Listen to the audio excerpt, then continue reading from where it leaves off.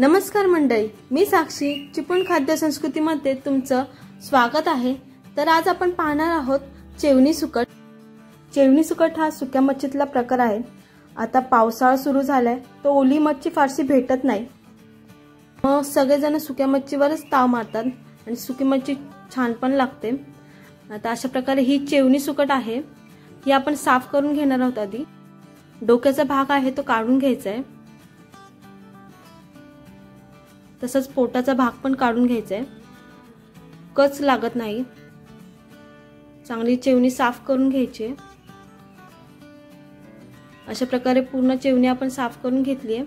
आता ही आपण धुवून घेणार आहोत। तर एका प्लेट मध्ये घेतली आहे। अशा प्रकारे ही चेवणी सुकट साफ करून घेतली आहे। आता ह्याला आपण धुवून घेणार आहोत। यासाठी इथे आपण गरम पाण्याचा वापर करायचा आहे। हे आता 10 मिनिटं तरी भिजत ठेवायचं आहे, कारण की त्याच्यावरची जी खवलं असतात ती लगेच निघतात। मग यासाठी आपण इथे गरम पाणीच वापरायचं आहे। एक 10 मिनिटं झाल्यानंतर फक्त अशा प्रकारे चोळून घ्यायचं आहे, ती लगेच खवलं निघतात। इथे तुम्ही पाहू शकता बाजूला खवलं दिसतंय। अशा प्रकारे साफ करून घ्यायचं आहे, असं चोळून घ्यायचं आहे, लगेच खवलं निघतात। थंड पाण्यात ठेवलं की लगेच निघत नाही, गरम पाण्यात ठेवायचं यासाठी। आता ही आपण 2-3 वेळा धुवून घेणार आहोत स्वच्छ एकदम।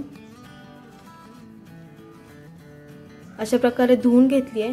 तुम्ही पाहू शकता इथे अजिबात खवलं दिसत नाहीये, स्वच्छ अशी धुवून घेतलेली आहेत। आता यासाठी लागणारं पुढे साहित्य पाहूयात। कांदा, कोथिंबीर, मिरची, आमसूल, टोमॅटो। आमसूल नसेल तर तुम्ही कोकमचा पण वापर करू शकता। इथे बटाटा घेतलाय। आता आपण फोडणी द्यायला सुरुवात करूया। तेल चांगलं तापलं की कांदा टाकायचा आहे। कांदा आणि टोमॅटो चांगलं नरम होईपर्यंत परतून घ्यायचं आहे। यामध्ये आपण थोडं मीठ टाकणार आहोत। चांगलं पोळून झाल्यावर यामध्ये आपण हळद टाकली आहे, तिखट मसाला 2 चमचे तिखट मसाला टाकलाय। चांगलं परतून घ्यायचं आहे, बारीक आचेवरच ठेवायचं आहे। आता यामध्ये आपण चेवणी घातली आहे, चांगलं परतून घ्यायचं आहे। आता बटाटा घालून घेऊया आणि चांगलं परतून घ्यायचं आहे। आणि बटाट्याची साल काढलेली नाहीये, कारण बटाट्याची साल काढली तर टेस्ट वेगळी येते। सालीने एक मस्त अशी टेस्ट लागते त्याला। आता घरचा जो गरम मसाला असतो तो टाकून घ्यायचा आहे, परतून घ्यायचं आहे चांगलं। 1-2 मिनिटं चांगलं परतायचं आहे। आता यावर आपण झाकण ठेवणार आहोत 1-2 मिनिटासाठी। आता झाकण काढायचं आहे आणि परत परतून घ्यायचंय चांगलं।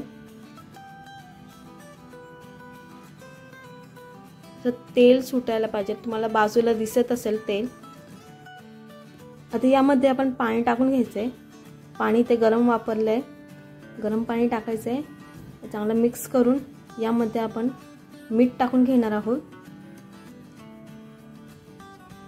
चवीनुसार मीठ टाकायचंय। इथे मग वरूनच आपण टाकणार आहोत आमसूल, हिरवी मिरची, कोथिंबीर। आता सगळं मिक्स करून घ्यायचंय आणि चांगलं शिजून घ्यायचंय। आता यावर झाकण ठेवून शिजून घेणार आहोत आपण।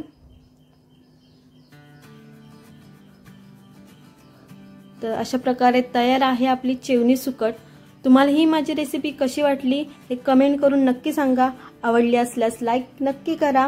चला मग भेटूया पुढच्या रेसिपीमध्ये। थँक्यू।